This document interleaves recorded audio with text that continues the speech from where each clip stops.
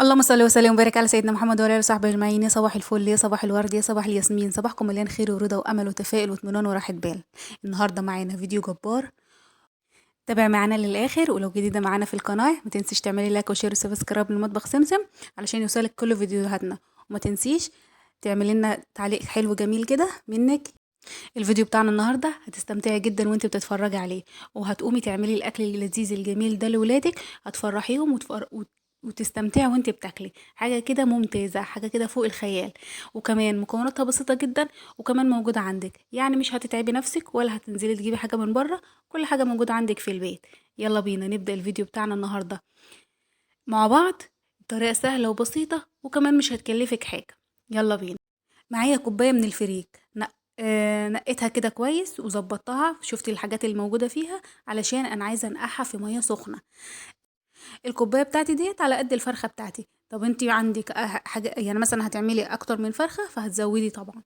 هنزل بقى عليها بمية سخنة بتغلي علشان الفريك بتاعي يطرى معايا عشان نعرف نستخدمه في اكلتنا النهاردة. وهنركنه على جنب لحد ما يشرب المية بتاعته. وكمان انا كترت مية عادي، مش مفيش مشكلة ان انت تكتري المية بتاعته، لانك انت هتصفيها وترجعي تغسليه تاني. فسبتها حوالي بالظبط كده حوالي نص ساعة لحد ما طري معايا وبقى كويس. تعالوا بقى معايا نجهز بقية الأكلة بتاعتنا. يلا بينا. أول حاجة كده جبتها معايا بصلة متقطعة صغير، متقطعة بالسكينة. عايزة تفرمها في الكبة مفيش مشكلة، وحطت عليها شوية زيت وحتة زبدة. هنزل عليها بقى ببقية مكوناتي علشان نعمل الخلطة اللي هنحشي بيها الفرخة. اول ما تشوحوا معايا كده هنزل عليهم بفص ثوم مفروم. هنديهم تقليبه برضو، وننزل عليهم التوابل بتاعتك الموجوده عندك. انا حطيت كمون وفلفل اسود وبابريكا، وكمان شويه بهارات مشكله. ولو عندك جوز الطيب حطيها تحفه. انا البهارات المشكله ديت انا حاطه فيها جوز الطيب فمخليها تحفه، وكمان شويه كزبره. هديها تقليبه بقى وانزل عليها بقرن فلفل سبايسي. هديله تقليبة كمان، وكمان طماطماية مبشورة. هديهم تقليبة وانزل عليهم بالفريك اللي انا نقعته نص ساعة وغسلته بالمية كويس. وسبته يتصفى. انا عايزاه متصفي من المية، مش عايزاه يكون في مية خالص. فهنسيبه يتصفى دقيقتين كده لحد ما نجهز بقية الخلطة بتاعتنا. هنزل بقى عليه بعد ما صفيته على على الخلطة بتاعتي دي. هديله تقليبة واحط له شوية ملح. اظبط الملح بتاعه يعني. واحط له بقى شوية مية صغيرين خالص، يا دوبك مش يغطوه، يعني حبة صغيرين خالص علشان يكون كده كمل سواه معانا. هيشرب بقى المية بتاعته، هغطيه بقى ويشرب المية بتاعته. وخلاص على كده. تعالوا بقى نجهز الصينية بتاعتنا واللي احنا هندخلها الفرن. طبعا الاكله بتاعتنا دي كلها هتدخل الفرن. نزلت كده ببطاطس متقطعه مكعبات كبيره، وجزر وبسله، وكمان طماطم متقطعه برضو مكعبات كبيره، وكمان بصل برضو متقطع مكعبات كبيره. ونزلت عليهم بالتوابل وفص توم كده مفروم. التوابل بتاعتي فلفل اسود وكمون وكزبره وبابريكا، وكمان شويه بهارات مشكله. ونزلت بالملح وكمان شويه قرفه ناعمه وشويه توم باودر، وكمان هنزل بشوية الزيت بتوعنا. كده المادة الدهنية بتاعتنا خلصت والخلطة بتاعتنا جاهزة. دي اللي انا هحطها تحت الفرخ. هديلهم تقليبة بقى واركنهم على جنب. كده الفريك بتاعي شرب المية اللي انا قلت عليها. تعالوا بقى نحشي الفرخة. هنحشي من الجناب. انا الاول الخلطة بتاعتي مستوية كويس، فانتي لو حشيتي الفرخة كويس مش هيجرى لها اي حاجة، ولا الفريك هيزيد عن كده يعني مش هيزيد عن كده. بالعكس هو كده اخد مساحته خالص، مستوي كويس وكل حاجة فيه كويسة. فهتحشي الفرخة مش هتخافي منها ان هي تفرقع او اي حاجة من دي. فانا حشيت الفرخة بتاعتي كده من بطنها وكمان الجناب وكمان الرقبة بتاعتي سليمة. فقلت ما احشيها بقى وتبقى شكلها حلو كده عاملة الحمام. بس ايه، لقيت الخليط سخن ما قدرتش اكمله. قلت اولع الفرن وارجع ايه، اعمله احشيه تاني يعني. الفرن بتاعي لازم تكوني مسخناه علشان لما تحطي فيه الصينيه بتاعتك تسخن على طول معاكي. هحشي بقى رقبه الفرخه بتاعتي، واحشي الفرخه واكمل على الفرخه بتاعتي من جوه. وكده يبقى زي الفل. الفرخه بتاعتي محشيه ومظبوطه وزي الفل. هنحطها بقى في الصينيه بتاعتنا بعد ما حشيناها كده وكتفناها كويس. هنحطها بقى في الصينيه دي. وعشان نغطيها بالورق الفويل. بس قبل ما نغطيها بالورق الفويل هحط بقى معايا كده معلقتين صلصة من اللي انا مسبكاها.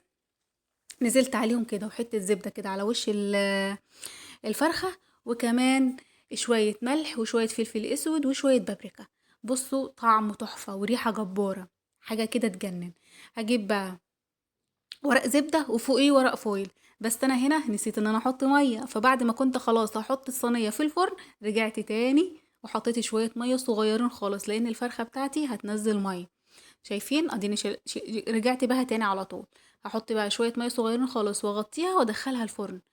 هتفضل في الفرن بالظبط ساعة. تكشفي بعد الساعة، هتكشفي عليها تاخد اللون بتاعها اللي تتحمر يعني، ويبقى شكلها تحفة. وبس كده. تعالوا بقى نعمل معانا الرز الجبار ده. الرز ده تحفة، طعمه يجنن. معايا كده بصلايه متقطعه قطع، يعني ايه، هي مش ناعمه قوي يعني، على حسب التقطيع اللي انت عايزاه. نزلت عليها بحته زبده، وكمان شويه زيت، ونزلت عليها بالتوابل الصحيحه: قرنفل وحبهان وقرفه، وكمان ورق لوري، وكمان لومي مجفف. دي التوابل الصحيحه بتاعتي. هديلهم تقليبه كده لحد ما ريحتهم تطلع عليا، وانزل بقى ببقيه الحاجه بتاعتي. هحط التوابل اللي هي الناعمه. حطيت قرفه وجنزبيل وشويه كزبره، وكمان شويه بهارات مشكله، وكمان شويه بابريكا. وهنا كتري القرفه وشويه فلفل اسود وشويه كمون. هنا بقى كتري القرفه، هتديكي طعم تحفه ولون يجنن. ونزلت عليهم بطماطمايه متقطعه ناعم ناعم خالص، وكمان معلقه صلصه من اللي انا كنت حطاها في الفريزر برضو. كنت انا مطلعه معلقتين كده، حطيت شويه على الصينيه وشويه هنا. هديهم بقى تسبيكه يتسبكوا قصدي. لحد ما يستبكوا معايا كده هغسل الرز واجهز بقى بقيه الحاجه بتاعتي اللي هي ايه، هتشوفي دلوقتي. حاجه كده. بصي الرز ده من جماله مش هتشبعي منه. احنا سيبنا الرز، سيبنا الفرخه اللي انتوا شايفينها دي والخضار اللي عليها، واكلنا الرز ده. هديلها تقليبه الخلطة بتاعتي دي. ولو في طماطم لسه ما اتسبكتش اضغط عليها كده عشان تتسبك كويس، واغطيها تاني دقيقتين كمان لحد ما زي ما قلت لكم اجهز بقية الحاجة بتاعتي. هنا بقى خلاص خلصت اتسبكت وزي الفل. هنزل كده بفص ثوم مفروم، وكمان معايا زبيب وقراصية ومشمش وتين مجفف. بصوا بقى، بيدي طعم هايل للرز. هديله تقليبة وانزل عليه بالرز المغسول بتاعي. رز مصري عادي، حابة ان انت تستخدمي رز بسمتي مفيش مشكلة، بس بالرز المصري طعمها يجنن. يعني انا قلتلك الاكلة مش مكلفة، فانت ليه تكلفي نفسك وتجيبي الرز بسمتي؟ لا، الرز المصري يجنن.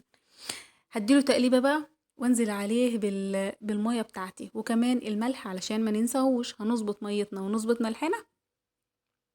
وشوفي بقى الرز ده بعد ما يستوي، حاجة تحفة، حاجة تجنن. انا مش قادرة اوصف لكم كده طعمه عامل ازاي.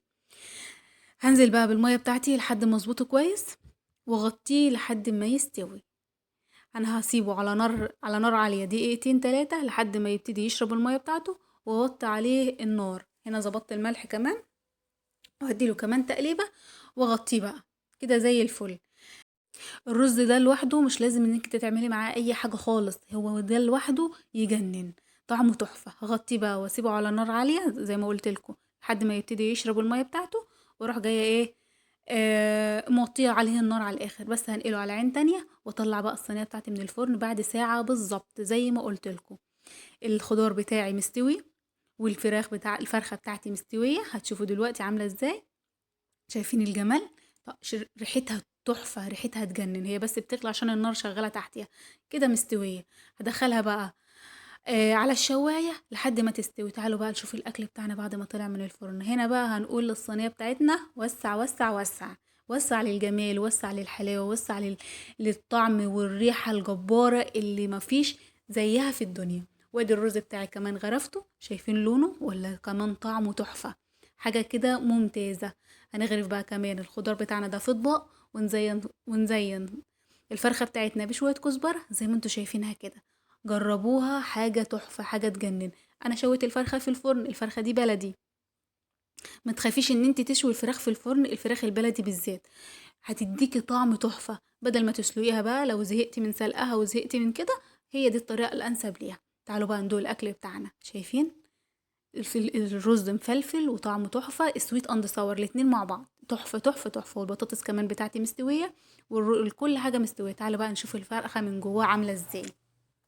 روحي بقى اعملي شير ولايك وسبسكرايب المطبخ سمسم ما تنسيش. شايفين الجمال؟ الفريك مستوي وطعمه تحفة وطعمه يجنن. تمام، وكمان ما تنسيش تعليقك الجميل اللي دايما بيفرحني. وطبعا ما نسيتكيش يا ام اسراء، بكره ان شاء الله هعمل لك الكوبيبه، هستناها في الفيديو بتاع بكره. كده الفيديو بتاعنا النهارده خلص، يا رب الفيديو يكون عجبكم، ما تنسوش لايك وشير وسبسكرايب لمطبخ سمسم، واشوفكم في فيديو جديد.